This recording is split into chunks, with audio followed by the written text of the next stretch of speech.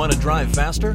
Listen in as Kinch Rendell, an SCCA National Trophy winner and multi-time Pro Solo champion himself, interviews the best autocrossers in the land. He talks fast and drives even faster. And now here's your host, Kinch Rendell.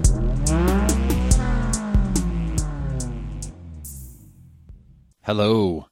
This was a fun interview. First time having two people on the show at once. And why is that?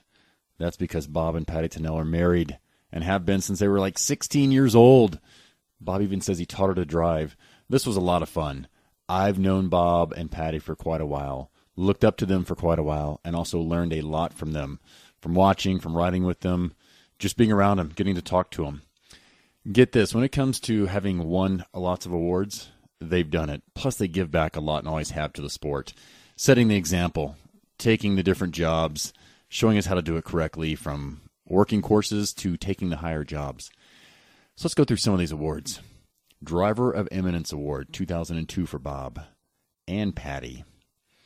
2007 Solo Cup, the sport's highest award for Bob.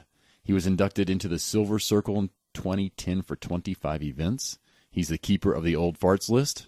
Second most family championships combined. Those two have 19.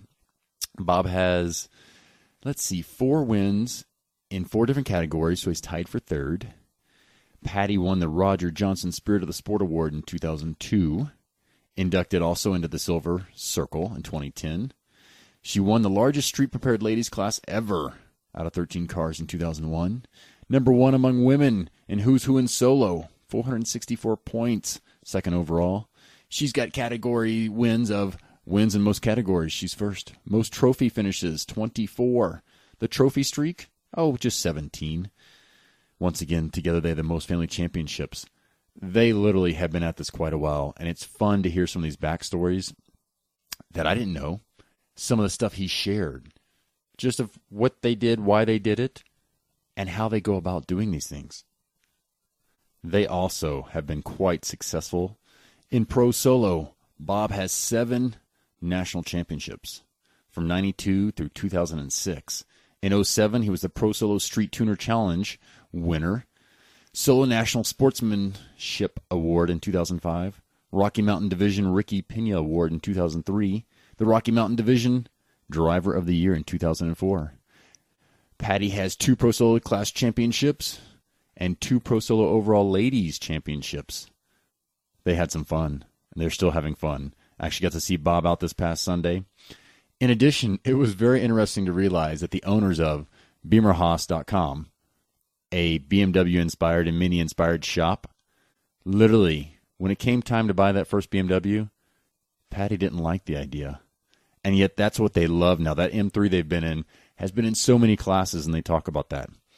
In addition, it was great to have them talk about what they've also been doing these past, 4, 5, 6 years now. Where have they been spending a lot of their time and effort? They've taken many trips to, let's see if I can get this pronunciation somewhat right. You'll hear him say it later. Barak Ab, out in Afghanistan. And at the end of the interview, he spends quite a while talking about that, and I think that's great. When it comes to education and helping people, what he's seen, I can only imagine. I can imagine it through the letters I've seen, the emails he's sent. Literally, if you go to Barak Ab, that's BarekAub.com, or off of BeamerHaas.com, it's linked. He has lots of journals from the past trips. If you get on his list, he'll email you and let you know what's going on there. So it's been great to watch them go out there and help other people, and I'm so glad, once again, he shared that in this interview toward the end. Just what they've seen, how they're helping, and how that really makes them feel. Something I'd shared with him a while back is Pencils of Promise. That's something I learned about last year that literally I had no clue when I heard Adam Braun speak. He said there were, 50-something million kids in this world that have no option for education at the beginning levels of like kindergarten. They have no option to learn how to read and write. So that's something I put my money toward, the fact that they go out there and build schools. I'm hoping that's something that can be applied to Afghanistan at some point, and you'll hear about that when Bob talks about it. So that's something else for this podcast. When we talk to people, I think it's always great to know, what else do they do? How else can you interact with them? What else do you have in common? What else can you learn from them outside of even autocross? And as so many of these people say in the interviews, the community. The community is really great. And I think it really keeps a lot of us coming back over and over. Expand that. Expand your community of how you reach out to them and what you know about them.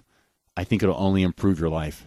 Once again, this was a great interview. I'm so thankful they took the time to share some of these stories. It's been fun knowing them, and it will be in the future as well. Let us know what you think. You can check us out on Facebook.com/autocrosstalk, and you can drop us a note on the website as well. Enjoy. Bob and Patty, welcome to the show. Can you tell us where it all started with you two? Oh, I don't think I really want to talk about the halfway house and and rehab. Your service. That's where she found you, right? She rescued you. That's where I found her, but that's splitting hairs. I've been a car nut all my life. I mean, I grew up a little kid wanting to play with cars. I can remember sitting in the back seat of my parents' '56 Ford station wagon with a child seat with a steering wheel, turn signals, horn, which was suspiciously disconnected. But we used to go on vacations as a family, and I can remember wanting to just enjoying driving all the way across country. So cars have always been in my blood.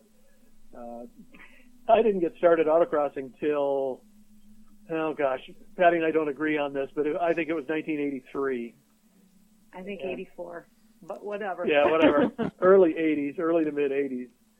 And was just living in Seattle at the time, driving down I-5, and just happened to look just south of South Center, look down at the Boeing Kent Space Center and noticed some little cars driving around in a somewhat disorganized pattern, but looked like they were having fun. And I just made a quick U-turn, headed down the hill, walked up to people, might have been Ron and Karen Babb, and just said, "What are you guys doing, and how can I do it too?" And it was that simple. Watched at that event and found out when the next one was and went and entered it, and I was hooked. Patty, what else can you add? Would you ask, Hinge? Oh, what else can you add to that? Or tell us your experience, your entry into it. Mine was different. So Bob came home all excited from watching some cars go around a lot. And he told me about it, and he did that for a year and wanted me to come watch. And I'm like, yeah, I have no interest. I really had no interest in cars, knew nothing about them, didn't care to know anything about cars. And so we did that dance for a year. He'd go off and do events, and then the next year I thought, oh, I'm a horrible wife. I should at least go watch. So I would go watch, but mainly I would just take a lawn chair and I would sleep. When the mod cars came by, it upset me because they were so loud. They woke me up. So I did that for a year, and he kept trying to convince me to try it. I didn't understand it, didn't want to try it. But mainly I didn't want to try it because I knew I'd be embarrassed. It looked hard to me, and it's the same feeling a lot of gals go through. They don't want to try it because they are afraid they're going to be embarrassed. So he finally convinced me to try it. Only thing was I hadn't paid much attention to the whole purpose of it. I didn't realize that you're not supposed to hit the cones. I thought the idea was to hit the cones. So I picked off quite a few of them. Was pretty proud of myself. And so I did that for, I don't know, a year of just half-heartedly entering a race. Sometimes I'd race, sometimes I wouldn't, until the event where I actually did really well. And that's when I caught the bug was, ooh, I like this. How can we go faster? So that was conveniently timed when our first set of autocross tires, the Phoenix Stallflexes, were about to wear out. And it worked out really well that Patty was asking, how can we go faster? Just about the time Yokohama released the A008, the very first autocross tire. Or was it the A001? Now I can't even remember. It was so long ago. But we got on a set of the very first R compound tires and both began enjoying some good local success. And then that led us to go to our first national championships in Salina, Kansas in 1985. So you guys took off right away. And what I'm hearing is there's still hope for my wife. I just have to pursue her correctly. That's right. Yeah. Well, we have a little bit of an unfair advantage, or I had a little bit of an unfair advantage. Patty and I met when we were really young. I was 16, she was 15. So I literally got to teach her how to drive.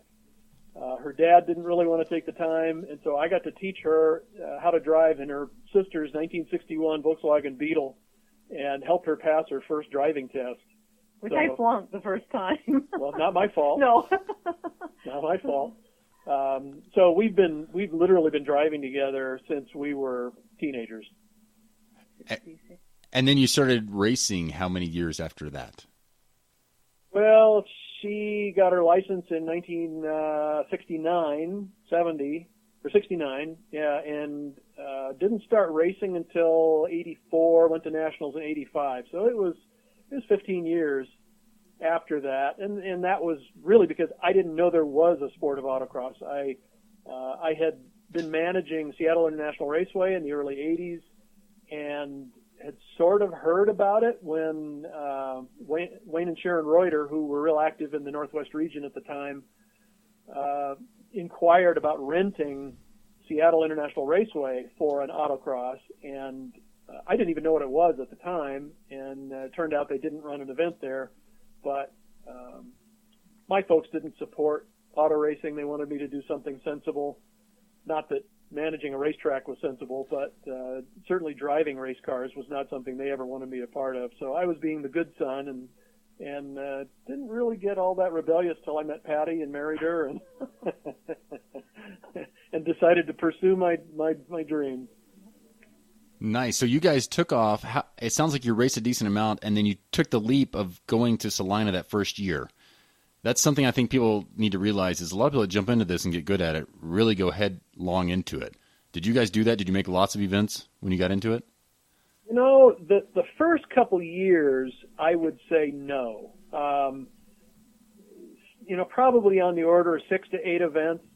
And Local. This is not local events, just purely local. And at that time, the Boeing Autosports Club was really active in Northwest region, and Ron and Karen Babb and Bob and Sharon Wallace, and oh my gosh, there's so many people in that region that Mark and Jill Snell, they're back and running solo events again. They had an incredible program, not only with SCCA, but the local club there, WSCC, Washington Sports Car Council, Western Washington Sports Car Council. You could run 20 or 30 events if you wanted to, but the first couple of years, I'd say we just ran 6, 8, maybe 10 events. And we went to nationals for the first time because it was fun. We carpooled with a group from Northwest region. Must have been 8 or 10 cars that drove all the way from Seattle. We stopped in Rock Springs, Wyoming the first night and camped out in a KOA campground, and then came through Denver. And yeah, I think the first car we ran was I don't remember the year, it was a Scirocco with a luggage rack on top. And that's how we raced it, and that's the car we rode into nationals. We had no idea what we were doing going to nationals. I remember it being a real eye-opener, people with trailers and canopies, and it was huge. It was like, oh no. Yeah, it was definitely a real grassroots effort early on, and that's the way it was for everybody from Northwest region. The camaraderie is what really locked us into the sport and set the tone. I mean, you over the years, that's been something that's really important to both of us, is the camaraderie that we share with other people in our class, people that we know around the country. Once we started getting serious about it, we knew in the late 80s to get really good, we were going to have to get over our fears of nationals, because you run local events all year and then you go to nationals and the jitters can just kill you. But you've got to be able to relax and focus on your driving. And so we started running pro solos, not to win pro solo money, but just we knew that running against the best competition several times a year would prep us for nationals. We'd show up at the national championships and, hey, this is just another big event. It's not the once a year thing, but it's one out of maybe 8 or 10. Can you beat that into my head? I was just going to say, you tell yourself that, it doesn't change anything. Yeah. You still want to throw up. We've kind of gone full circle now, where we don't run pros, and if we're lucky, we'll run one big event during the year. So we get nervous all over again when we go to nationals, but it's a different kind of nerves, and it's kind of fun. So you guys took off right away. After you saw nationals, when did you get headstrong into it? You were saying basically once you realized, okay, we see what's going on here, You started with the car with the luggage rack, the VW. So I can say that was front wheel drive. Yes. What happened after that? Yeah, we just steadily tried to get a little bit better handling cars or a little faster cars. We went from that VW Scirocco actually to a Rabbit because it was a little bit lighter, still in E-Stock, the same class. Started enjoying a little bit more success, doing a little better at Nationals. The first day at Nationals, my first Nationals, I was 24th out of 25 cars. And I was last. And then the second day, it rained, and having autocrossed a lot in Seattle, I had a bit of an advantage. I was actually fourth fastest out of the class, so I averaged out at 12th, well out of the trophies. But and Patty finished near the bottom of the ladies' class too. But every year, we'd get a little bit sharper, a little bit better. We'd know what to focus on. We'd walk the course a little more. We'd learn our lines a little bit better. And eventually, in 1990, Patty won her first championship. And I was forced to join Ron Babb's Husbands of National Champions Club, which I joined proudly, by the way. And then we were able to get our hands on a 1987 Wolfsburg Jetta that was built by Alan McConnell. That was, like Patty just said, that was really the turning point. Up to that point, we were asking ourselves that age-old question, is it us or do we not have the right car? Well, we made the investment. We bought a national championship car. We knew that it was no longer going to be the car. It was going to be us, or we were going to be wearing jackets. And it took a while. Patty won first. Took me a little while longer, but that's an important step for anybody that just hasn't achieved the success that they think they should. Okay, go out and make sure that your car is no longer your excuse. Get a car capable of winning, that you know is capable of winning, and then figure out how to drive it and get lessons, get instruction from the best drivers you can find. Have them drive your car. And it's humbling. You'll see your car that you thought was going as fast as it could go a second or two faster.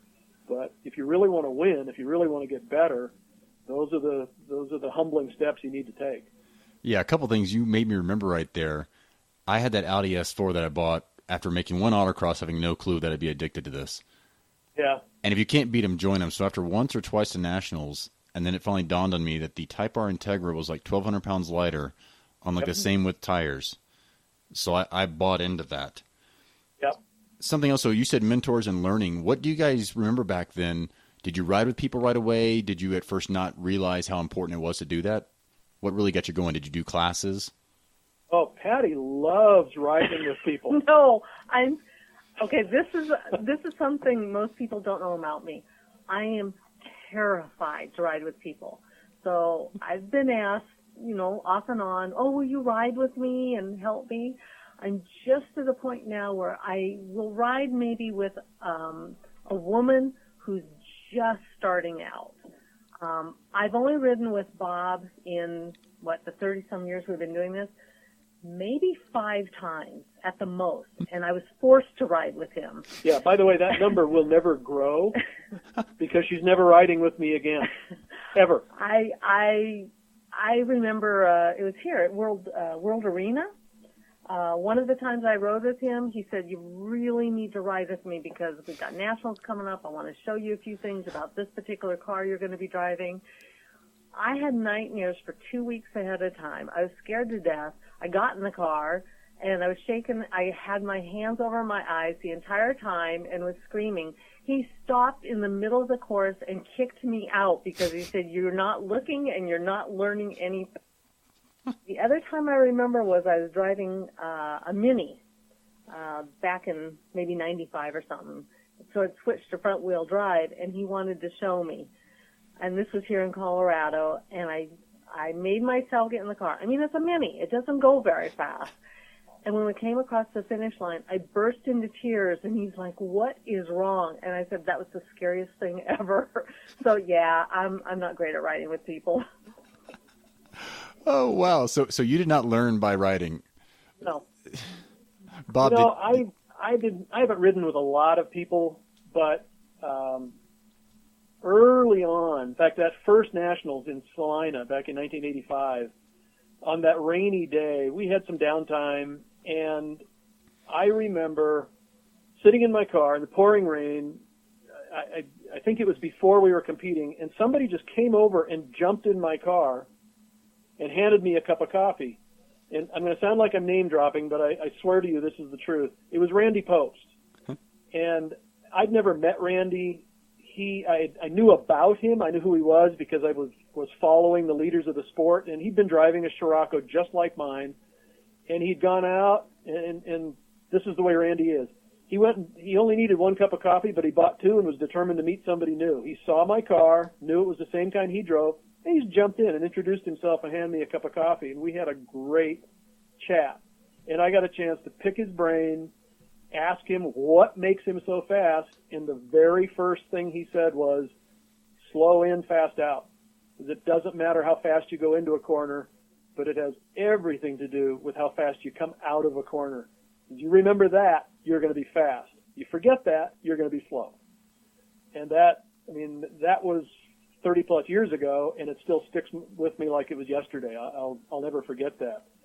But I was also really fortunate to have people that, even though they didn't ride with me a lot, I got a chance to just talk to them and share with them a lot. I mentioned Alan McConnell earlier, who prepped that Jetta that we bought. He goes by McCrispin now. He got married and changed his last name to help match his wife's. But back then we knew him as Alan McConnell. Alan was just one of those guys that's just fast. And watching him drive, the smoothness that he drove with helped me smooth out, the way he was easy on the brakes. And he was also pretty shrewd about car preparation. He didn't leave anything to chance. He made sure he had the car prepared as well as it could be. Some say often a little too well, but I don't think he ever got thrown out of an event, so it's hard to say that. But, you know, in racing in a region with John Ames, you can't do any better than that. John's an awesome instructor. Byron Short used to live up here before he moved to Phoenix. I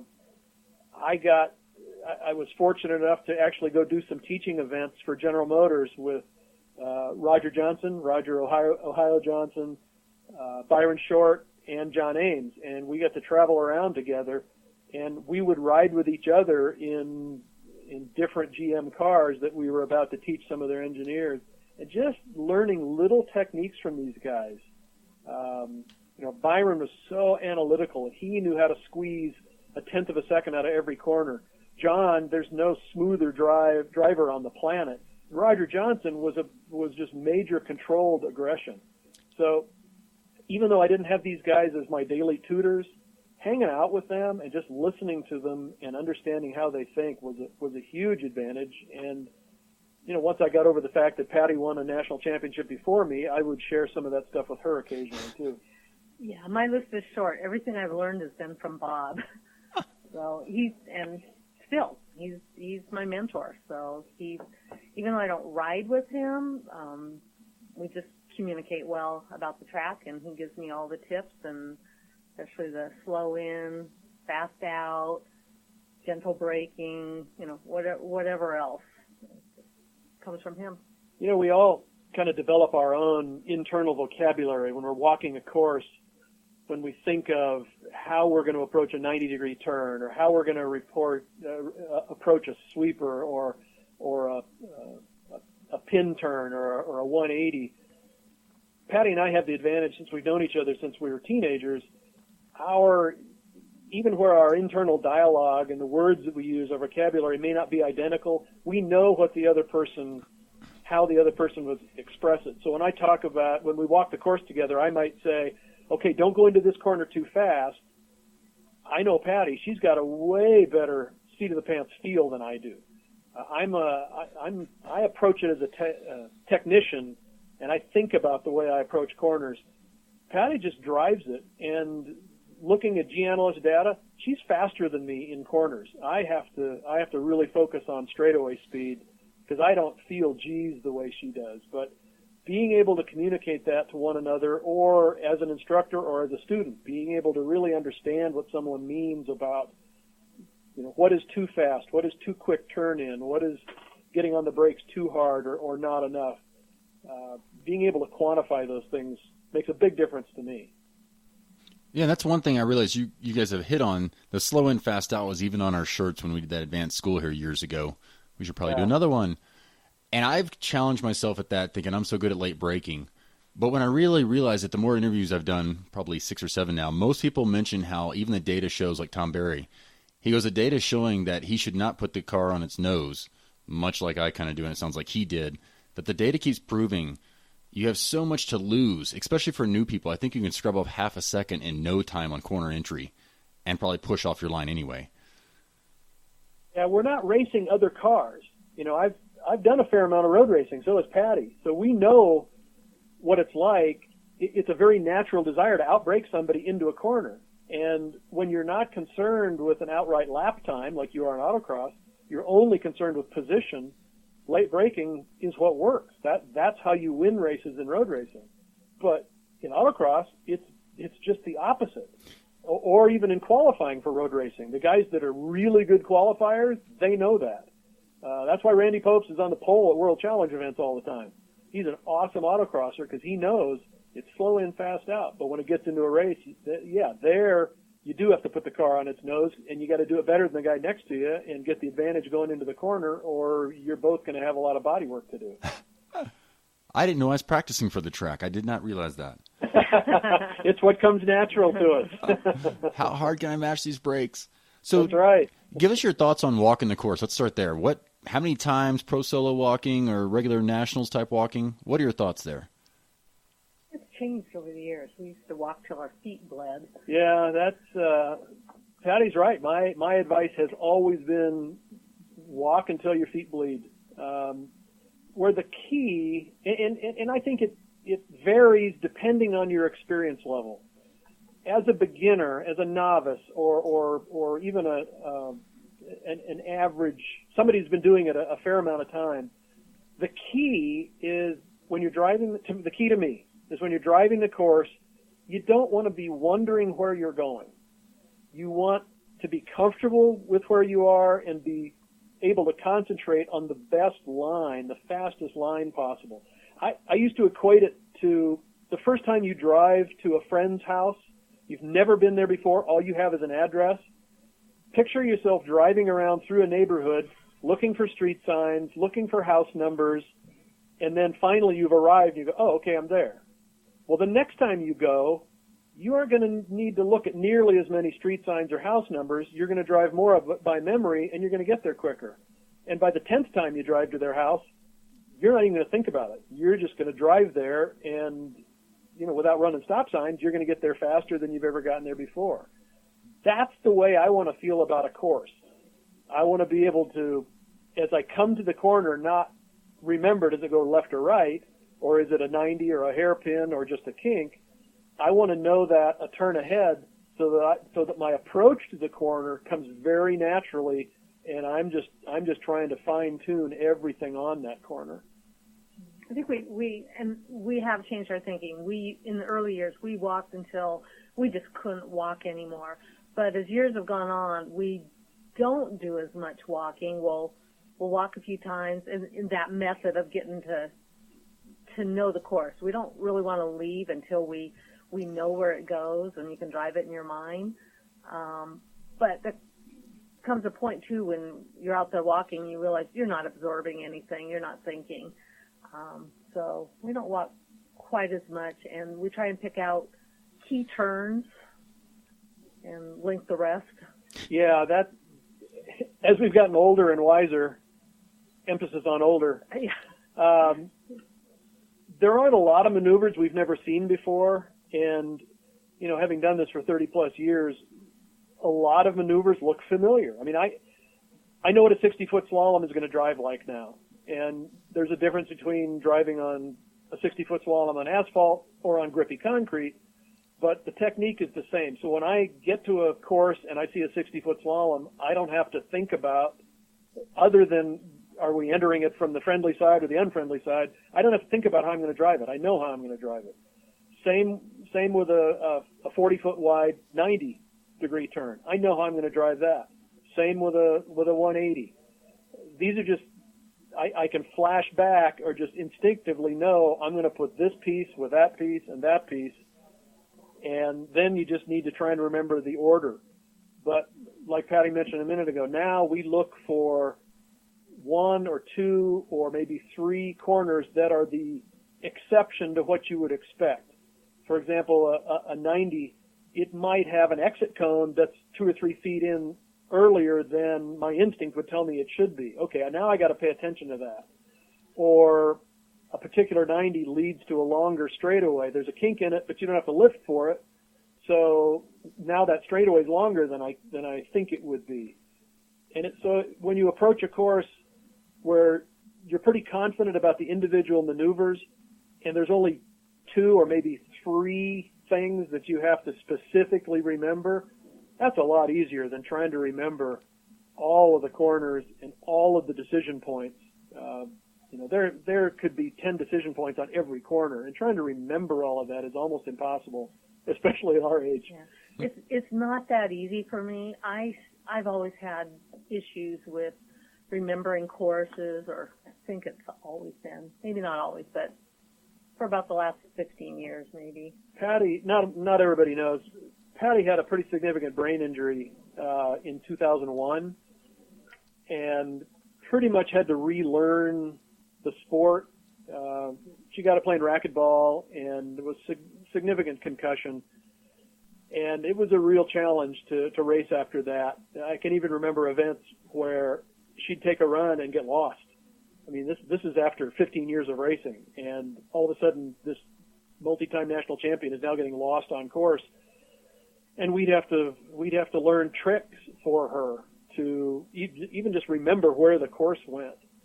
So keeping things simple now it was essential to getting her back up to speed, but it's really paying dividends now because we don't have the physical strength to walk the course 10, 15, 20 times. We might only get to walk it 2 or 3 times, and maybe once in the morning just before we run. But if what you're trying to remember is simple and makes sense, that could be all you need. But I wouldn't advocate that for beginners. The biggest problem beginners have is really just not knowing the course well enough. And in most cases, I would say I really think you need to walk it so you can drive it in your mind. You can drive every corner, every straightaway. And when we were at the peak of our game, we could walk the course in our mind. I could put a stopwatch on myself mentally, and mentally be within a couple seconds of I was actually running the course. That's when I knew I was really dialed in. And go ahead and explain to people, when you walk the course, let's say 3 times at a divisional in the Springs at PPIR, do you walk down the middle of the course in your first run or the side? I always, every time, whether it's first or last walk, I always walk in my driving position where I'm going to be seated in the car. It's a problem when we walk together because we both want to be in the same spot. Yeah. So, I pass cones on the driver's side right next to me, but cones on the passenger side I'll be about 5 feet away from, because I always want my perspective to be where I'm going to be when I'm sitting in the driver's seat. And I do that on my first and last walkthrough. I've always done it that way. Okay, I can't blame you then. I swear that one time you're in the middle. And if people notice when I stick my arm out, my right arm out, it's because I know my Civic, the edge of it is like at the edge of my fingers. So I always like to gauge, okay, how close can I really be to the cone? And it honestly blows me away, especially if somebody's following me. They're like, what are you doing? I'm like, this is how close I can be to that cone. Like, yeah. No, I'm like, no, really, it's only like 2.5, 3 feet from the edge of my body, max. Yeah. If we're walking in the middle, it's because we're either not paying attention, or it might be our very first walkthrough, and we're just kind of trying to figure out where does it go. So that could be in the middle. That's what I thought Bob was going to tell me, because after I talked to him that one time, he goes, "Oh, yeah, I was just kind of checking out the course." Yep. That could be, and also, if we enjoy the social aspect of the sport. So what I'm going to say, I don't want to be taken wrong, but when we talk to people while we're walking the course, we're not paying any attention to the course. It's the easy way to explain it is it's a throwaway walkthrough. That makes it sound like it's not worth anything. Believe me, talking to people is worth something, and we really enjoy that. but you got to get a couple walkthroughs in when you're not talking to anybody during the entire run. You really need to focus and get visual imprints of every corner and every straightaway, especially the entry to the corner, so you're not compromised, you're not wondering what to do. You can get in and get out fast. But yeah, there's been plenty of times when I'm walking aimlessly. I might just be really tired too, and I know, you know what, this walk isn't going to do me any good. I'm not going to waste my time anymore. And, it's exercise. I just want to get it over with. Yeah, and I want to see if you remember this, Bob. It was a Coors Field event, and you showed up kind of late, and you hopped in a D-Stock 330, probably CI. Yeah. You ruined me for course walking. So Bob shows up midday, I seem to believe, and he looks at the map, and I think you talked to Kevin Youngers, so he maybe gave you a couple points. And you went out there, and you at least beat me by 2 seconds. I'm pretty sure you beat the whole class. So from that point, do you think you won or no? Overachiever. I do remember that day, and quite honestly, that was a high point in my memory. I 1,000 pointed that day without walking the course, and I was definitely on my game. But to be fair, at Coors Field, we didn't have a lot of opportunity for diversity and variety in the courses, so many of the maneuvers we'd done a number of times. And Kevin Youngers and I are simpatico when it comes to course walking and the way we mentally approach them. So I was deliberate in asking Kevin for his advice because Kevin speaks my course language, and he was able to very quickly communicate the things that I would have learned if I'd walked it. And, I think everybody else had a bad day too, because that was a unique circumstance to be able to run a course, 1,000 point it without even walking it. I don't think I've ever done that before or since. But yeah, I remember that. That's probably saved me many a walk. For me, literally, I literally maybe now, this last event, okay, I set up the course. I did the one safety walk, and that was it. But ever since you did that, I was like, well, looking ahead must be really important. Not, once again, knowing the backstory. Once again, if you're following somebody on course, you should ask them, hey, what are you driving? What line are you walking? Yep. And for me, my challenge in walking the courses a lot of times is I then would not look ahead. What do you guys think about looking ahead? How key is that? Not key is that? What's your input there? I don't look too far ahead. Yeah, and this is dangerous to say, but I think looking ahead is a little overrated. You certainly can't look at the cone you're driving next to, or you're going to hit it. You do need to look a certain area ahead, but I've heard people say you need to be looking 2 turns ahead. I don't see how you can do that. I certainly can't do that. I like to think ahead and at least have a background or a subconscious awareness of where I'm going to need to be when I get out of a particular corner. And I've seen pictures of myself, in a corner, and fortunately my eyes are not looking at the apex; they're looking down the road somewhere. But I think people misunderstand sometimes when they hear always look ahead, and I know a lot of the schools teach that. I think a lot of people misunderstand and think you have to look further ahead than they're really trying to tell you. There's certainly 2 or 3 corners ahead. That makes no sense to me. But oh no, I don't think I look ahead as far as a lot of drivers do. Yeah, and like I said, I still struggle with finding my way on course. There's lots of times that I have no idea where I am, but my philosophy for years has been, at least if you're lost, you keep your foot in it. You go fast while you're lost. Yep. Get through it quickly. So if you have any thoughts or tips for people to approach a slalom, from entry to exit to what you are looking at? Well, for me, I have to remind myself to stay ahead, get the wheel turned before I'm comfortable. And I can feel the car dance if I'm doing it right, because the wheel is turning, I think, before the last turn is done. I can't remember what you call it, what the technical term is, but I have to force myself to not get lazy and be aggressive and turn the wheel early. Yeah, I think what Patty's referring to, we call it turning out a phase, where you're initiating the next turn before the previous turn is even completed. And we practice that in a lot of the schools that I've taught, and it's something you really have to learn. But the biggest tip for me is never forget about the very first cone in a slalom. Especially if you're entering a cone from what I call the friendly side, if from the easy side to enter a slalom, you tend to drive up to the second cone. The first one you actually have to turn around. When if you approach from the first cone in the slalom, the one that's easy to miss, if you turn down the backside of that and start your rhythm early, then you're able, like John Ames used to say, he who late apexes earliest wins. So you want to set up a late apex, but you want to do it on the first cone, not the second one. And our tendency is to drive up to the second one. When I set up on the first one and start my late apexing through the slalom there, that really makes a difference. And also remember where the slalom ends. Typically, people slalom around the last cone in a slalom when you really don't need to. The second to the last cone is the last one you need to late apex. The final one, just don't hit it. But you can be on the gas usually one cone sooner exiting a slalom than a lot of people really realize. Yeah, that's a good point, and that's where I did a little quick coaching video for this course we just ran this last weekend that we both ran. And literally I said, I'm nitpicking here. It wasn't my run. Otherwise I would just pick on myself. I said, he's 1.5 feet off of this first cone.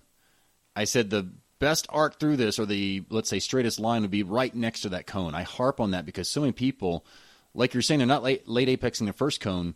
What I say is if you draw a straight line between the first two cones, they are like 4 feet down the line, closer to the second cone before they cross over that line. Exactly. And therefore you have a sharper input to get around that. Yeah. Are you talking about the slalom approaching the finish? Yep. Yeah, that made all the difference in the world. Yeah. Sometimes what we'll do, if I'm having a hard time understanding maybe how to enter a slalom or a turn, we pretend that there's a cone, a fake cone somewhere in there that I can visualize. Oh, this is where I need to start my turn. If we had one more cone. Yeah, to basically force yourself over onto the correct entry line. Right. Yeah. I think about one of the only other universal truths that I try to remember is turns over 120 degrees. There is no substitution for taking the shortest line. I can think of, in 30 plus years of autocrossing, I can think of 2 times when that has not been true, and that's all. And I can't even think of how many hundreds of events we've run. It's just, take the shortest line. It's almost, 99.99% of the time it's gonna pay off. I had the advantage of walking a lot of courses with John Ames and competing against John Ames, and all I had to do was imagine, okay, if John Ames were driving this line and I'm walking into a corner, where would John be?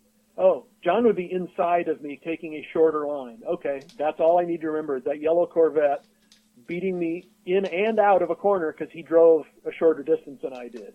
And that was one of the things John always harped on, and he did it. He demonstrated it, and I remember seeing it over and over. So setting up for a slalom and shortening the course, especially on turns over 120 degrees, those are the 2 things that I focus on every course, every event. There was lots of practice at this last weekend. Yes, there was. Oh. Surprisingly, as tight as that course was, I thought it was a lot of fun. It flowed pretty well, and I really enjoyed it. Not just because it was the first event since Nationals, but I thought it was well done. Yeah, it was fun. As I like to tell people with that rule that I learned from you guys as well as David Fouth, we don't have banked turns. So when you go wider, you're just adding so much distance. And Coors Field, with you guys racing there, I would on purpose after a while work the turnaround, and I brought out a stopwatch. And I would stopwatch on the entry cone, and I'd watch you go around, and I'd stopwatch on the exit cone. And some people would fly in looking fast, and they look so fast, and stop them, and then you would come by, and you'd be a second faster. David Fouth would come by, look slow, a second faster. That tightness taught me like no other. Yeah. That literally the fast people, the smooth-looking, slow-looking people were the fastest. It's all because of the distance, just like that course this last weekend. Before that big fast sweeper, My whole key was to be on that apex cone in the middle. So I didn't add any gas until I was on that apex and could accelerate, maybe if I could accelerate at that point. But my whole key was do not add distance there. Yet so many people seem to push out 4 and 5 feet. Yeah, it was a little off camber too, so you had to really concentrate, and you knew you were giving up speed, but if you did it right, you were right on that cone and really tight around the early part of that sweeper, which then set you up really well for the entry to the slalom too. I mean, it all added up. But you're right, that was a key cone that most people didn't pay any attention to. All this talk about racing is getting me all jacked up to go. Yeah, Patty didn't get to go last Sunday like we did. Well, it's something, whether this makes it to the recording or not, the fact that PPIR will let you go down there at so many dollars per day as a group, or even by yourself, I did that a couple years ago. Mm-hmm. I'm definitely looking into doing some of that, Lloyd, to get as much seat time as I want, to get as much practice, collect data, run with a few people. That's something I can tell you. If you could spend 2 or 3 hours driving as much as you wanted, it's a good investment. Yeah, we're definitely planning to do that. I was actually down there just before Nationals this year, breaking in the LS2 that we had just put in the car and managed to spin a rod bearing down there. So right now I don't have great memories of testing at PPIR, but that was an anomaly. That was my bad.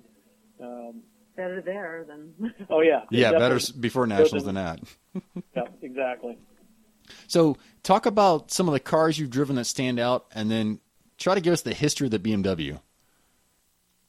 Well, you always love your first. So Forever. That 78 Scirocco. With the luggage rack with on the luggage top. rack that we started in, that was always that was a favorite. But moving to the Jetta that we got from Alan McCrispin, I think because it was a unique car. There were only 12 imported exactly like it. There were 4 white, 4 black, 4 silver, and 4 red. Wolfsburg edition, 0 option, no sunroof. And we just were fortunate to get our hands on one with that exact option package. And we did well in it. We won. Patty won her first championship in it. I won my first championship in it. And we won pro solo championships in it. So it was a real favorite. And then it got stolen at a race in San Diego. Recovered. We rebuilt it. So we just had a lot of fond memories about that car. And then T.C. Klein lived with us for a short time when we lived in Southern California, and just like the guys at South Park blame everything on Canada, I blame everything on T.C. because he's the one that introduced us to BMWs. And we were running the Jetta in E-Stock, and T.C. was living with us, and he'd gone through the rule book, and he noticed this 91 BMW 318 IS was also an E-Stock, and he knew what at that time no one else knew, and that was that the 91 318 IS was a hybrid car, not hybrid in the sense of partial electric, but it had the power plant, the 16-valve power plant that was going in the 92 and newer cars, the E36 chassis, but yet it was still in the 91 or E30 chassis. And he thought, that's a unique combination. That's going to be a light, nimble, fast car. And he even asked Patty and I if it would bother us if he got one and ran in the same class with us. And we kind of snickered, like, really, a BMW? We don't care. We're not worried about that. BMWs aren't race cars. And he came out and kicked our butt. And I had to go test drive one to see what it was all about. And once I drove one on the track at an autocross event, I realized, oh my gosh, this is very different. This car, rear-wheel drive, handles like nothing I'd ever felt, and we immediately bought one. I fought Bob on getting a BMW because I said, first of all, they're too expensive. We can't afford a BMW. Second of all, the people who drive BMWs I thought were rather uppity, so I didn't really want to have that image. And we went round and round, finally bought one, and I struggled with the whole thing. And Bob does all the graphics on the car.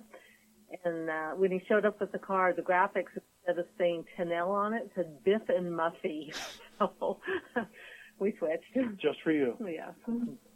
But we really enjoyed that car, and it was one of those cars that took very little development. All it needed was good shocks, catback exhaust, and a front sway bar. TC had already done all the testing, so we knew exactly what to get. And TC and I ended up battling for solo national championships and pro solo championships in E-Stock in that car for a couple of years. Jeff and Stacy Reitmeyer bought the four-door model, and they had similar success in H-Stock. In fact, I think Eric Wensberg, who was the director of BMW M Sport at the time, said, "Yeah, I think with all the prize money I sent the Reitmeyers, I bought them a new house." They were very successful cars, and BMW was paying good contingency money at the time. But by far, the car that has really been a part of our family since late 1995 was the 95 M3 that we bought from TC. In fact, we bought it from him at Nationals in 1995. He had originally bought the car with the hopes of running it at SCCA runoffs and solo nationals and winning both in it, because Randy Popst had won runoffs in one of TC's M3s the year before. But TC's original opinion was that it wasn't a great autocross car. He had Coney shocks on it, and it was as close to a zero-option car as you could get, and just didn't enjoy it at solo nationals. In fact, the second day he got out of it and drove, I think, Dan Maloney's Porsche the second day in A-Stock, and was so frustrated he made a casual comment about, "Hey, if you know anybody who wants to buy this and take it off my hands, let me know." And I said it's not fit for autocross. Yeah, I made eye contact with Patty, and we both kind of grinned and said we'd love to have it. And he made us a screaming deal, so basically sold it to us for what he had in it. And we made a few shock adjustments, took it to a few events, and did the testing that TC hadn't had time to do. And both won solo national championships the following year. And that's kind of where the history began. We had made a decision early on when we won a national championship in a class, we wanted to move on to something else, try a new challenge. So we realized that car fit in, at the time, C Street prepared, and we thought it would be competitive. So we immediately moved on to Street prepared. Took a while, but we eventually won a championship. The car got reclassed into ESP. Might have been a little bit of an overdog there. Certainly Mark Matterash and everyone else in ESP would say that it was. And then moved on to Street Mod, where we had great battles with Vic Cius and Naveed Kahangi and a bunch of other guys in Street Mod for a number of years. Dennis Grant. Had a great time, finally won there, moved on to X Prepared, won there. And now we're in for the battle of our lives in E-Modified, where we are the Hindenburg in a group of Tweety birds, and kind of beating our heads against the wall. But we love the car. We've loved it since the first day we drove it, and we've got it stripped down as light as it'll go. It's still 700 pounds overweight, but we don't care. We're gonna keep running it. I don't know till it breaks, I guess. Oh, you'll fix it. It's like you have a shop. You know how to fix those things. Yeah. But you're right. It doesn't look like the others. No, it doesn't, and that's okay. There's a couple other big cars in the class. Ron Vermalm's got an unbelievably gorgeous Camaro that he hand built over the last few years. Sam Platt's not running anymore, but he had a gorgeous GT1 Corvette. Dave Whitworth's got a GT1 Mustang. There's some neat big cars there, and we have fun. Sort of the class within the class, beating each other up all the time, seeing who can be the fastest of the big cars. But I don't know, Patty, what do you think? The 95 M3 has definitely been my favorite car over the years. It's been my favorite. I did like Little Red a lot. That one I can't remember what year it is. Oh yeah, the red 330 that you mentioned earlier. Oh yeah. Yeah, it's actually was owned by Vic Michael. He sold it to Vitamus. All of a sudden I'm drawing a blank on his name. John Vitamus. Yep. And Greg Olson. They bought it and have done a lot of more further development on it and have done really well at nationals. I don't think they've won yet, but they've been in the top 2 or 3. I know they've been on the podium 2 or 3 times with that car. E46 330 CI. That was and the lightweight. Great little car. Mm-hmm. Yeah. But yeah, the 95 M3 that we're currently running is my favorite. I think you're mentioning the lightweight that's up north of us now, just sitting there. Oh. Yeah. That Patty won a championship in that one year in BSPL. Yeah, I actually think of that car often. Not that I've driven it. I did drive Little Red. At one point, Youngers had it out. And honestly, for some reason, I thought DSP had tons of power. And I got in it, and I was like, this doesn't accelerate much faster than my Integra. But what I didn't realize was it just stuck to the ground. You just turned the wheel like a go-kart and kept going. Yeah. So I've ridden with Patty, and I remember when I was in the car with you, I don't know if you had your flip-flops on or off, you told me, don't watch what I do in the car, just watch my line. Yeah. But what this leads me to is, I think we have different styles inside, but what do you guys do, left foot, right foot brake? What are your thoughts there? You're a left foot breaker, aren't you? Yeah, I'm definitely a left foot breaker. I started it in front wheel drive where you use simultaneous brake and throttle to balance the car. Rear wheel drive, it doesn't have the same effect, but for now I do it to save time. But yeah, and I don't have time to learn it, so I should, but I don't do it. So it takes practice to calibrate your left foot, and if your left foot's not well calibrated, I certainly wouldn't advise it. And I don't think you have to do it. I know when I road race, I don't left foot brake because I tend to over brake. And there's plenty of courses in autocrossing where I've over braked by left foot braking too. But it's a harder habit for me to brake now to not use left foot. The front wheel drive is really important. Rear wheel drive, it's not as much. It's just for me, it's a matter of smoothness. Yeah, and that's where I left foot brake. I remember I didn't ride with people much when I first started, but I remember watching people, and at one point I finally asked you, I'm like, why do you tap the brakes in a slalom? And can you tell people, why would you be tapping the brakes in the M3 in a slalom? settle it down. Kind of settle the car down a little bit. Yeah, I'd love to agree with Patty and say it's to settle the car down, but for me, it's just unconscious. When you asked me that, I probably said I don't do that, and then you played a video of my brake lights on, and I'm not aware of it. So much of what I do now is just instinct, but it does. If you're rather than let off the gas, the car will behave differently if you just squeeze the brakes gently. I've been telling people that for years now. And what I seem to remember about that time was, I think you told me, oh, you noticed that? Or, oh, I'm doing that? And it was like, oh, I think I'm loading the front tires for more grip. Something to that effect. But literally, I just would watch the fast people and just copy them. John Ames would seem to come up to a turn, and before turning right, he would dip left like a few inches, but the car would just like set early is what he told me he was doing. He was like preloading the car. So that's one thing. If you see fast people doing something, you might try it in your car. When it comes to left foot braking, Bob, do you think you also still have a lift instead of just braking? I find myself never just lifting. I'm always left foot braking with gas or without gas. But I don't have in my repertoire just a lift to get the car to rotate, let's say. The faster the course is, the more likely I am to just lift, to shift, because it takes such a subtle shift of weight transfer at higher speeds. And BMWs are really responsive at higher speeds. If they're ever called clumsy, it's in slow turns. So I'm sure in faster turns, a lift to me is more effective than squeezing the brakes. I mean, it has different dynamics to it, yeah. But I'd need a specific corner to give you a really good answer. But what came to mind immediately was some high-speed turns, especially when the car was in stock, when I had so much suspension travel. Lifting was definitely an option. Well, and one thing you taught me was with the BMW on the turn, lift, turn in, nail it. Yeah. Yeah, I just think that's so, for anybody listening, it'd take me, now over a decade of this easily, probably more, a decade and a half. I left foot brake so much I realized I'm not lifting very much. I mean, I guess I probably do it sometimes, but I need to make sure I do that at times instead of braking so I can get at least a front-wheel drive car to rotate. I found myself at this last weekend in that Porsche, literally before the slalom, I was just left foot braking while still a little bit of gas in there. And like you're saying, it kind of like settles a car. Especially the front-wheel drive cars, I feel like everybody thinks my cars are loose. But if you left foot brake, they're not really loose at all.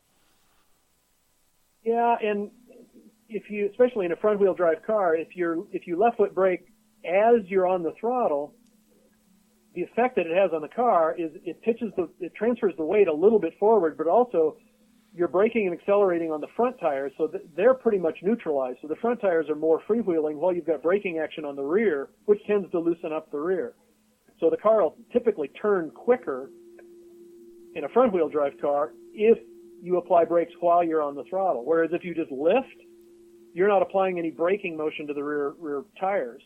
So it'll pitch a little bit of the weight forward, but without any braking action on the rear, it'll stabilize the car without the rear getting loose. So if you're trying to rotate the car, both at the same time. If you're trying to stabilize the car while you're turning in, just lift. So for front-wheel drive, it's completely different dynamics. Yeah, no, thanks for the insight. I'm also remembering a time, I believe it was you and John Ames out in Utah at a Pro Solo. I remember asking you guys, I'm like, why do you still do this? What are y'all's thoughts on, I mean, literally, I think it's because I knew y'all tracked as well. And you're basically saying the amount of fun here, the amount of camaraderie. Also, John said something like, well, you give me a more powerful engine of 10% on the track, and I'll give you first place every time. But I'm just always amazed how you guys that are so fast on the track, what kept bringing you back? And what insights would you have for people that do track or want to track about autocross? Well, for me, it's I like I was going to say the lower expense, the slightly lower expense than club driving. Just the opportunity to get out and stretch your legs in a car and have it do whatever I want to do. One of the first things I told Patty after I got back Sunday night was, it's so much fun to know I can still do this. I still got it. I mean, it took me 6 runs to go fast because I couldn't get any heat in my tires till I got that rerun on my 6th run, but I finally got down into the 38s. And in that big car, I was really, on that tight course, I was really proud of that. And it reminded me, I haven't forgotten how. And man, was it fun. It was just a great day. That's why I keep doing it. Why do we keep autocrossing after all these years? Mm-hmm. Yeah, it's just really fun when it's going well. And the people, this is all the stuff we say about it. And it's just a constant challenge. You never, very, very rarely can you walk away from it going, that was a national winning run. That was a perfect run. So there's always that challenge. Yeah, it's just fun. Well, unless it's not. It's a lot of fun, except for those times when it isn't. Yeah. Yeah. What on the mental side? Y'all touched some of this. Your mental preparation or your mental thoughts, whether you're at a pro solo or something else. What are you thinking about when you get up to the line? What can you help on the mental side?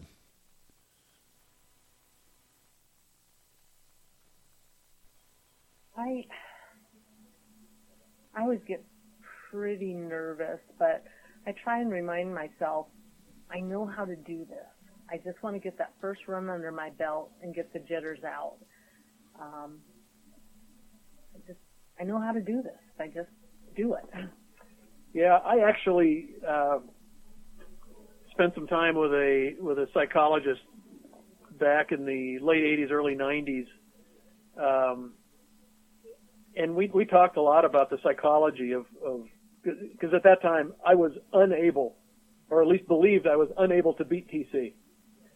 And the expression I used was, he's got my number. He's in my head. I run really, really well until I have to compete against him, and then for some reason I just can't pull off the good run when I'm competing against him. And we worked a lot on that, and it boiled down to trying too hard, focusing too much, not relaxing enough. Roger Ohio Johnson was somebody that pointed that out to me back in the late 80s, that, hey man, if you're not having fun at these events, why are you doing it? Because, I mean, winning is fun, and fun leads to winning. It's kind of a catch-22. You can't automatically generate wins. You can automatically dictate whether you're having fun or not. You can just choose to have fun. And having fun, relaxing, and just enjoying the thrill of the sport. Well, you're still focusing, you're still trying, but the enjoyment of driving, if you don't have that, you're probably not going to do very well. And so when I pull up to the line, and it's something I've taught Patty. Take 3 deep breaths. Not enough to hyperventilate. That's not good if you pass out, if you black out going into the first corner. But just take some steadying breath, pull up to the line, and think about, okay, now that you know the line you're going to take going into the first corner, go have some fun. Mm-hmm. And when the run is over, if it was successful, you want to be able to pull back in your grid spot with a grin on your face and go, I want to go do that again. And if it's your last run of the day, all right, when's the next event? That's got to be your focus. Yeah, this is really important to us, but it's not the planet that we live on all the time. But when we are on that planet, we take it seriously. But I have to remind myself, this is not life or death. Bob's still going to love me just the same if I have a terrible nationals or whatever. And last year's national was rough. We didn't have any time in the car. We didn't have any development. We didn't have right tire pressures, all the stuff that we didn't know at the time. We just knew things weren't going well. And it's like, okay, it's not going to be our year. It's great to see people again and have fun. And I think having work assignments helps too. It takes my mind off of the competition to be involved in the racing community, giving back, have a job to do. Yeah. And that's what you guys have done so well, is so much of you given back and always taken the important roles at nationals, explaining to Kinch that, hey, you can't drive this car. I just randomly thought of that. So the backstory is my car breaks, and then people are like, you got to find a car to drive. So I'm running around like, I got to find a car to drive. You have to go tell Bob or somebody to go drive a different car. Okay, can I drive a different car? Well, they fixed my car, and I pulled back up to the line. And Mr. Bob Tunnell comes over and he goes, Kinch, you can't drive this car. I'm like, oh, can I still drive the other one? I was like, am I done? Is that it? So yeah, it's amazing how much y'all have done, even for the local group here. Just like you give credit to other people from Seattle to everywhere else, you guys being so involved, even to the training of, I feel like our region, especially back in the day, knew the rules and were ready to go to nationals as a worker even. We truly understood things, and we looked up to you guys and learned so much from you. Well, thank you. That's really kind. I feel like it's a natural progression. At some point, yeah, you do need to decide, hey, it's time to start giving back, but you can't help it. As much as we get out of it, it's like, and this sounds trite, but our bucket's just been overflowing. We've gotten so much out of the sport. We were able to launch Bimmer House. This business is a direct result of of our history in autocross. We used our reputation, our notoriety from solo and pro solo to begin to build the business here. And it also, as we got into the the mid 2000s, we'd accomplished way more goals than we'd ever set for ourselves in the sport, and really felt like we were looking for more. And being able to use our racing now to publicize the work that we're doing in Afghanistan is such a natural progression, and it's so much fun to get people interested in what we're doing over there. And kids are getting educated in Afghanistan in part because of the competition and the camaraderie and the friendships we've developed in autocross. That's a really bizarre link and connection, but it's absolutely true. Yeah, please share more on that, letting people know what you're doing over there. You do spend quite a bit of time or taking several trips and such. Please let us know. I know a bit about it, but explain to the audience. Yeah. Back in 2007, actually started in 2006, after Nationals, we just felt like, you know what, this is an awesome sport, and it has given us so many benefits, but there was a little something missing too. We felt like we were maybe a little bit too focused on it. Our lives were a little too narrow, and we just felt like God might have something else in store for us. So we kind of just opened our eyes to what might be out there. No idea. We had no idea. My family had a family reunion up in the Seattle area. We went up there and had a great time, and it reminded me you can actually travel to other cities in the country without hauling a big box behind your car with a race car in it and stand around in a parking lot all weekend. You can actually go and spend time with family and have fun and not even talk about racing. I mean, racing's a huge part of our lives, but it allowed us to realize maybe we're not as complete as we would like to be, or we were designed to be. And over the course of the next year, we just kind of kept our eyes open, and through a long series of events that we don't have time to go through here. Weird coincidences. Very strange coincidences that we believe were orchestrated by a higher power. We became aware of some work going on in Afghanistan, helping families there in a refugee camp that were really just struggling for mere existence. Allowed us to get involved, go over there, not just go over and take foods and blankets and drop it off and say good luck, but to really become involved in their lives. And it's something that Patty and I really connected with. We travel with people from our church, although it's not our church that directs the activities. It's a larger organization, but it's just the people that we know and associate with, and we have common faith bonds with and common goals. And we've been going there. I've been there 16 times. Patty's been there 8 or 9 times, and we've developed relationships with families there now and bonds that will last a lifetime. And we're seeing. We've witnessed a school that we helped the Afghans launch back in 2010. Started with 40 kids. There's over 650 kids there now. And in fact, Patty and I are going there in about 5 weeks to kind of do a checkup and an audit on the work that's going on over there. But they've now opened an adult training center where mothers of these kids who have had no training are learning how to operate a sewing machine. And they're receiving they're taking a formal course where they're learning how to make different types of clothing that they can then sell on the streets or in shops there in Kabul. These are usually widows. They're widows. They have no other way of supporting their family. The most common way for the families to get supported is for the kids to go out and work. And when they're out working, they're not in school. So I mean, it's a perpetual problem. So getting the kids in school, then there's a need to provide the adults with a way to make a living. So we'll be able to teach the mothers how to sew. We've just about 2 weeks ago opened classes for men in carpentry and plumbing. And by the time we get there next month, they will have a computer class open for some of the older kids. So we're trying to broaden the scope of ways for them to get some training so that they can earn their own living and break that cycle of poverty. Yeah, and not just the cycle of poverty, but in a lot of countries like that, and what I'm about to say is going to be a little controversial, and I hope I'm not misunderstood. There's also a dependence on foreign aid. When you get aid organizations going in and dumping tons of money, that's not necessarily the solution. It's not material poverty. It's not the fact that they don't have stuff. Obviously, they need food in their stomachs because you can't learn anything when you're starving to death. You have to be able to survive. And they need medicine, and they need education. There is a certain amount of material aid that we need to provide, but so many organizations just drop off stuff, or they just send them money with nothing to go with it. They don't partner with them. They don't live with them. They don't really understand their problems.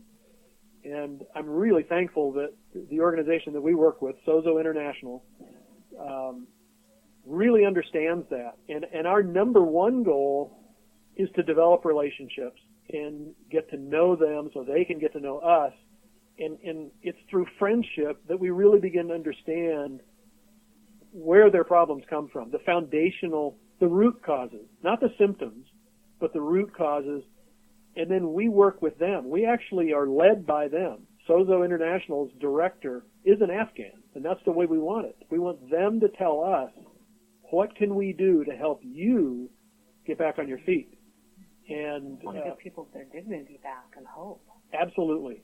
Writing somebody a check or just handing them a blanket or some food does not offer them dignity. It might get them through till tomorrow, but then tomorrow they're going to be looking for another blanket and some more food, and that is really undignified. And that whether it's that country or this country, anywhere, all the same. Anywhere. So That, as you can tell, I can talk for an hour on this. Well, okay, I can talk for a couple of days on this. It's really close to our hearts. It means a lot to us, and the ability to use our racing as a platform. I mean, if you've seen the car in the last few years, we've got barracob.com and Racing for the Kids of Afghanistan. We used to have pictures of some of the kids on the side of the car. You may remember that. And we also had the exhaust exiting out the side of the car. And I got to talk to our graphic designer because the exhaust was poorly placed. It was coming out of the forehead of one of the little girls in the village, and occasionally would shoot flames out of her forehead. And we saw a couple pictures and we realized, okay, this has got to stop. So we've changed the graphics now. But anyway, sorry, I'm getting off topic. But being able to autocross, which is my first love, and being able to drive a car fast and use that as a platform to get more exposure for the work that we're doing, which in turn brings more resources and more exposure to the problems that the people of Afghanistan are having in ways we can do to really help them. It's something that really makes both of these things more worthwhile. And just to let everybody know, it's linked off of beamerhaus.com. It's BAREKAUB.com. And on there, you still have the photo of the car with the faces along the side. I can't pick out the exhaust on the passenger side. Maybe on the other. Yeah, I think the exhaust might be on the other side. I think I carefully, I might have photoshopped that picture. I can't remember. Might have fixed it. It actually looked pretty awesome. Yeah. And in the years you've been going there already, I remember you guys, I think, built a room for medical. Like they had nothing going on. I mean, I think you've already seen a lot of change as well as the friendships you have and relationships. But you've already seen changes, right, with just the number of kids in school and such.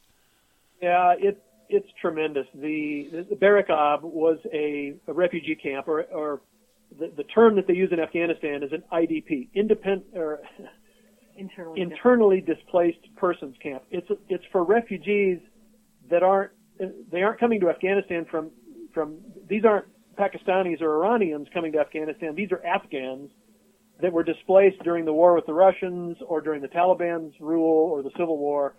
So they fled somewhere else for safety's sake, and now they're coming back, but there's nothing to come back to. Their farms, their vineyards, their orchards, their towns and villages have been burned, dynamited, landmined. The power lines have all been destroyed. The irrigation canals have all been dynamited. The water supply has been poisoned. So there's no place for these people to come back to. So they all gravitate to the cities, which are totally overwhelmed by people. Kabul is a city about the size of Denver, maybe a little bit smaller, but there are 6.5 million people stacked on top of each other there, and the infrastructure, I mean, there virtually is no infrastructure left, so the conditions are deplorable. So the government is trying to relocate people. They're taking groups of people who are used to living together on top of each other in the city and relocating them to land out in the desert, basically. Barracob is Dari or Farsi for broken water, and the place they're living, they were put there because no one else wanted it. And it was named Barracob because there's no water. And so that's when we got involved, was meeting with there were 13 tribes that were actually living together, in about 3,000 people in this one area. The fact that 13 tribes are living together is a miracle enough. I mean, we're talking Hatfield and McCoy type people that have learned to get together out of desperation. But we met with them and asked them what they needed, and they said, we assumed they would say, well, we need homes, obviously. And they said, nope, not homes. We need a school and a clinic.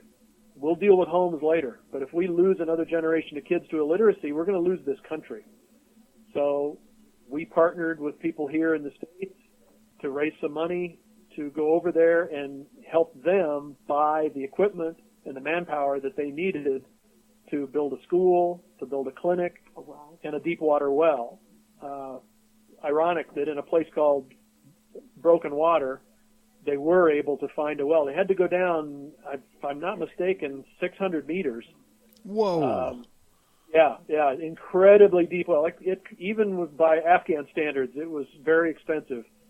But they now have at least drinking water. They don't have enough to raise crops, but they at least have drinking water for this group of 3,000 people that are living out there.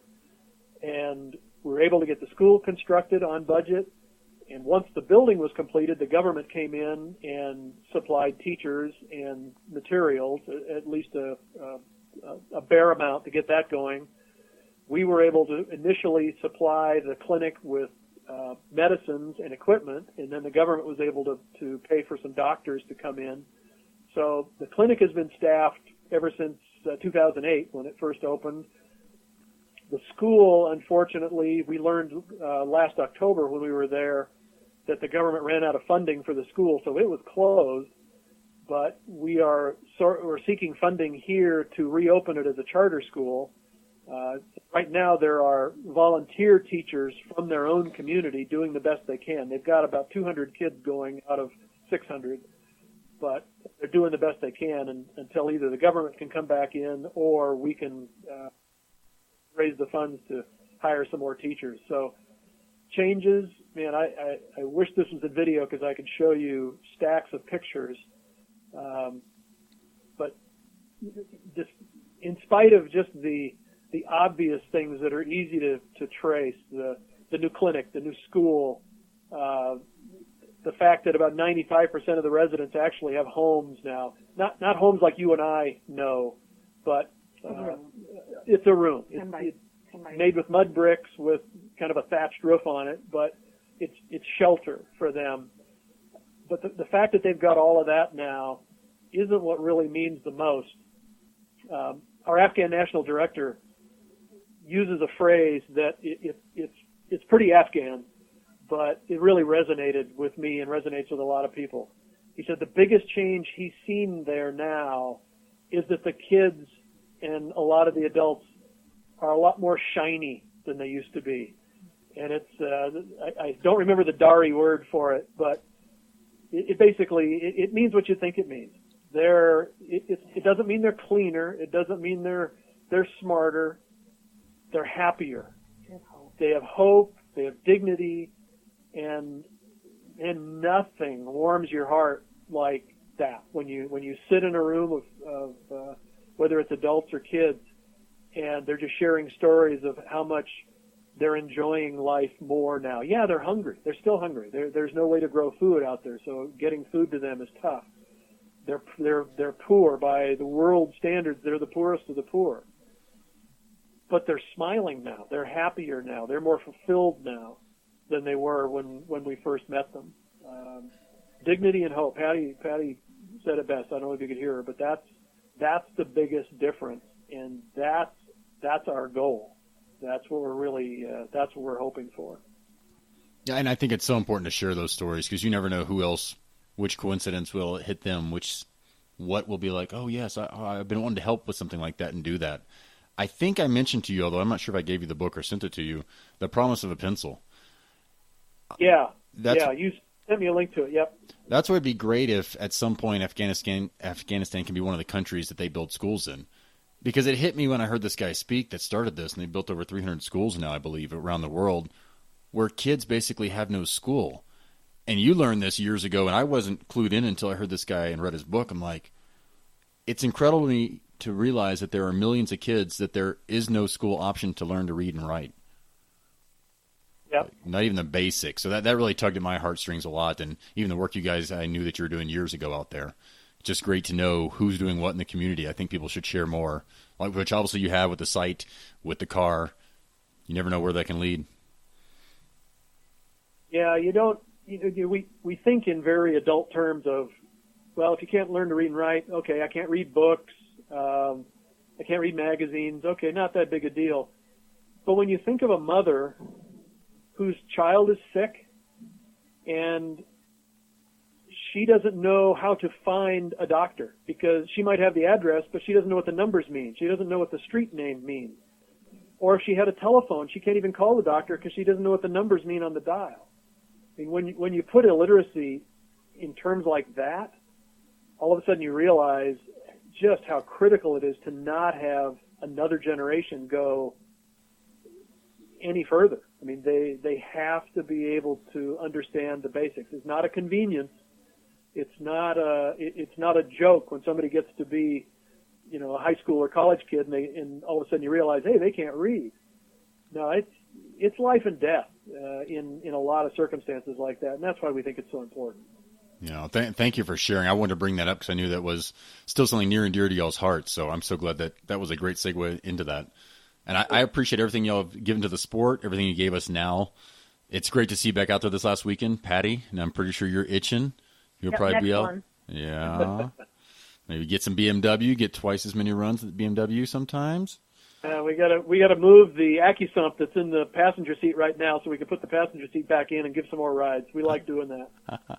I will tell you that it always feels like a roller coaster ride, so I understand why, Patty. Do you like roller coasters?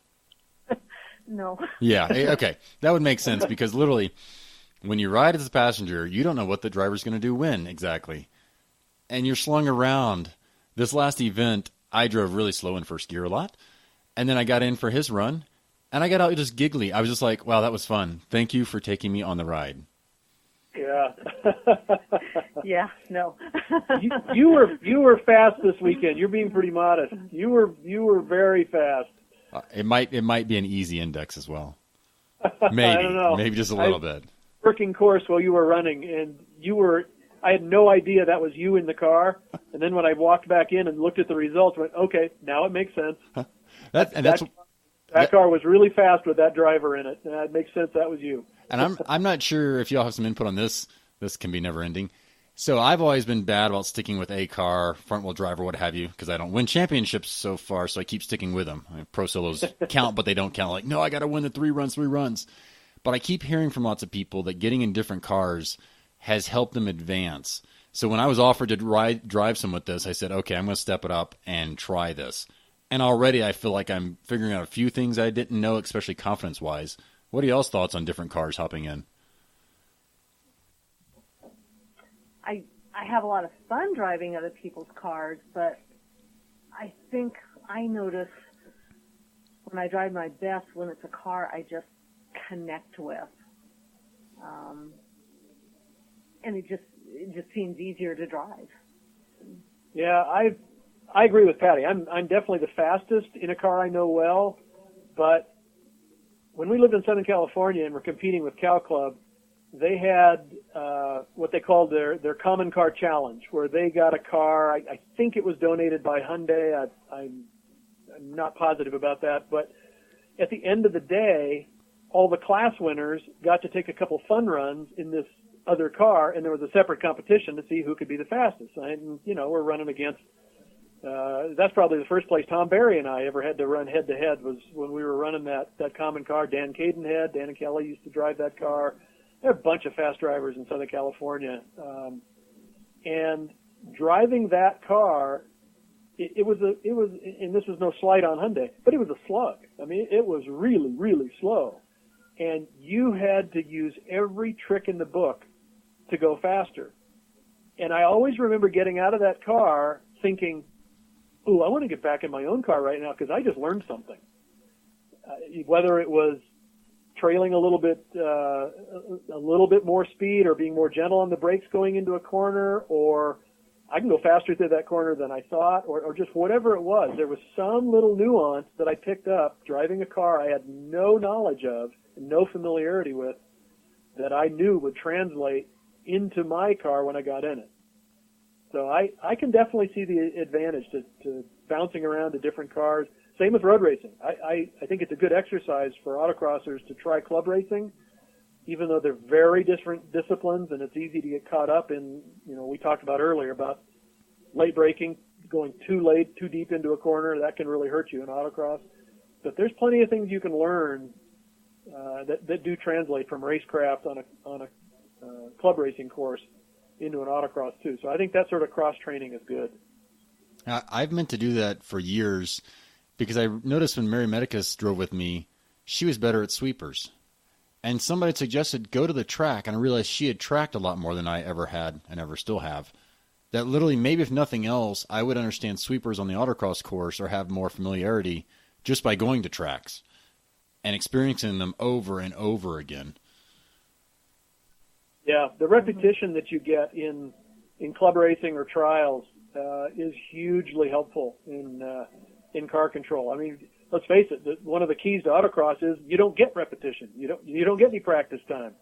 It's 1, 2, 3, go. You get 3 shots at it, and that's it. So. And the speed, because I know some people are nervous about the speed autocrossing. You go out to a track, and you just get used to that. Yeah, good point there. And that's where also I like to tell people, make sure you know what you're good at and what you're working on. And that's where the data definitely proved to me, okay, the fast sections, like Bob, you said, I seem to be faster in the fast sections than a lot of people. But in the sweepers, especially when I realized the track mate was worth it because it showed me that I lost a second because of distance. Bing, bing, bing, done. Okay, I've got to tighten that up and then figure out, like you're saying, the speed. Do I know the speed for a sweeper? Can I really feel what's going on there? Yeah, very true. Well, guys, I thank you for all your time. It's been great. And once again, I look forward to seeing you. Any closing thoughts? One thing I usually ask people, if I took away your car and you could drive somebody else's car or build any other car, what would it be? Oh, boy. It's a lightweight. Yeah, it'd be another BMW. Probably Vic Michaels lightweight. That and not just because we prepped that car and built it. It's BMW just makes a darn good car. The E36 chassis, very nimble, good handling. They're great cars. They don't call them the ultimate driving machine for nothing. And that's not just a commercial. I mean, we really do feel that way. Yeah. My, how times changed from that very first thought of getting one. Yeah, really. Yeah. So, yeah, no, thank you all very much. Patty, any thoughts? If I take away all the BMWs, they're all gone? Oh, take away the BMWs? There are none. They're all gone. You're on Mars now. They didn't let them import them. I have never driven, in all the cars I've driven, I've never driven another car that actually there was one. Bob, what was that little car that you looked like a bear riding a tricycle in? We got to drive a little Honda 600, carbon fiber tube frame Honda 600 with a GSX motor in it. Yeah, I had to climb out of it through the windshield, but Patty really liked that car. It fit me perfectly. It was so engineered. The guy knew right down to the pound. He wanted to know how much I weighed. It was so engineered, and that's the only other car I think I've driven. I got a few runs in it, and that's like, you know what? I could drive this if all the BMWs were taken away. Or I'd go back to my 58 pink Chevy, my first car. Yeah, first car Patty ever owned was a 58 Chevy Del Rey, which was the luxury model of the Bel Air. And it was owned by I can't remember the guy's name now, but he drove the Miss Exide hydroplane in Seattle. The power steering didn't work, so he put a Brody knob on the steering wheel. Yeah, but if I put it in reverse and touched the brakes at the same time, it blew all the fuses, and the car constantly filled with smoke on the inside. So, yeah, that was a car. Surprised you didn't race that. I hate that I sell any cars. I should sell some cars right now, but every time I sell one, I'm like, I want that back. I know. Yeah. I know. Yeah. No, thanks again for all the time. And let us know how the next trip goes. That's one thing. You can also follow Bob. He usually either emails out on the list or will keep you up to date as to what's going on over in Afghanistan. Well, thank you, Kinch. It's a privilege to be able to share all of these stories, and you've rekindled a lot of our romance with the sport, just being able to talk to you about it for so long. We really appreciate that. That's great. And if you think about it, I think we could do a whole show just on Pro Solo. Yeah, probably. Have a great night, guys. Thank you. Great. Thank you. Thank you. Bye. Bye. Thanks for listening. For the show notes and contact information, please visit autocrosstalk.com. There you can also subscribe so that we can keep you up to date on new shows as they come out. Also, please leave us a review on iTunes and subscribe on iTunes for the upcoming shows. You can connect to our Facebook page at facebook.com/autocrosstalk. You can share your thoughts, your insights, your questions, your suggestions there. Also, share with your friends. Hopefully you found it entertaining and motivating, and hopefully other people will as well. It's been fun, and I hope you enjoyed it. Thanks for listening, and check back next week for the next show.